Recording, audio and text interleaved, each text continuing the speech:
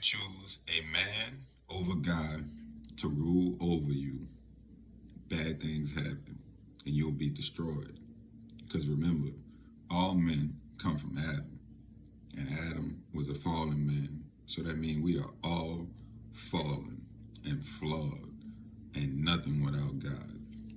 Listen to the scripture in 1 Samuel. This is the word of the Lord coming from Samuel that he spoke on to the people concerning what all kings will be. You know what I'm saying? Because everything comes from the Lord, and the Lord said, this is the king that I'm going to set over you. And Samuel told all the words of the Lord unto the people that asked of him a king. And he said, this will be the manner of the king that shall reign over you. He will take your sons and appoint them for himself, for his chariots, and to be his horsemen. And some shall run before his chariots. Meaning they gonna have men toting chariots.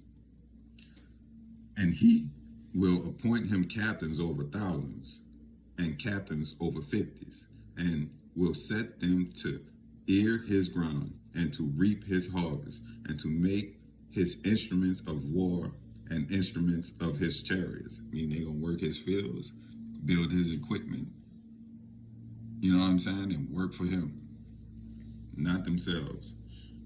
And he will take your daughters to be confectionaries, and to be cooks, and to be bakers.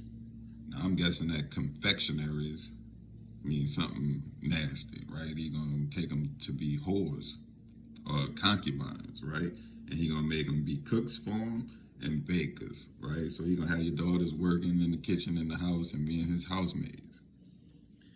And he will take your fields and your vineyards and your olive gardens, even the best of them, and give them to his servants. He gonna take your stuff and make it his own, and then give it away to the people who closest to him.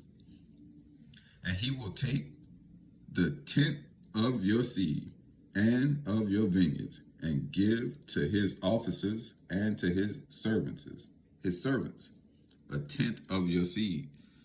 Yeah, that sounds like what the church wrote, right? A tenth of your money. And he will take your men servants and your maid servants and your goodliest young men and your asses, and put them to his work. He's gonna take all your stuff and make it work for him. Remember? Because you have refused to serve the Lord, and you wanted a man put over you. Serve man instead of serve the Lord. This is a terrible decision. He will take the tenth of your sheep, and ye shall be his servants. And ye shall cry out in that day because of your king, which ye have chosen you.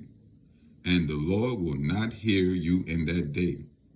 Nevertheless, the people refused to obey the voice of Samuel, and they said, nay, but we will have a king reign over us. So that the Lord had told you that you don't want to step away to the right hand or the left of my word. You are to do as I have commanded you. But the people say, we want a king, right? And the Lord said, this king ain't going to be evil unto you. But you say, no, we must have this king like the other nations. And I tell you this, look at our country. Is this not, is the Lord prophesied? Is it not true? It is true in this day that the kings and presidents and prime ministers and all that reign over us just like this.